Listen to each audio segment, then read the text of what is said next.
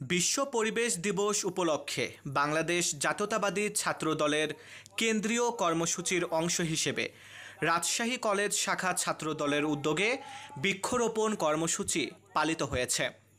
আজ মঙ্গলবার 17 জুন দুপুর 1টার দিকে কলেজ শাখা ছাত্র দলের আহ্বায়ক খালিদ বিন ওয়ালির আবিরের নেতৃত্বে এ কর্মসূচি পালিত হয়। এ সময় কলেজ শাখা ছাত্র দলের আহ্বায়ক খালিদ বিন ওয়ালির আবির বলেন, কেন্দ্রীয় কর্মসূচির আওতায় আমরা রাজশাহী কলেজ শাখা ছাত্র দলের উদ্যোগে আজকে বৃক্ষরোপণ কর্মসূচি পালন করেছি।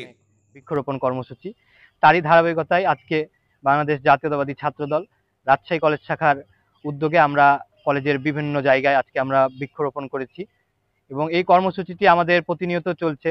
গত 5 তারিখ স্বৈরাচার হাসিনার পতনের পর থেকেই আমরা এই বৃক্ষরোপণ কর্মসূচিগুলো আমরা নিয়মিত রাখছি এবং তারই ধারাবাহিকতায় আমরা ছাত্ররা আমরা প্রতিনিয়ত আমাদের বাসার আঙিনা এবং বিভিন্ন জায়গায় এবং আমাদের শিক্ষা প্রতিষ্ঠানগুলোতে আমরা বৃক্ষরোপণ করছি। ছাত্র দলের উদ্যোগে কলেজের বিভিন্ন প্রাঙ্গণে গাছ লাগানো হয়েছে। এর আওতায় কলেজের প্রশাসন ভবনের পেছনে পলাশ ফুল, ইংরেজি বিভাগের সামনে 2টি মেহগনি ও কলেজের কেন্দ্রীয় মসজিদের পেছনে একটি মেহগনির গাছ লাগানো হয়েছে।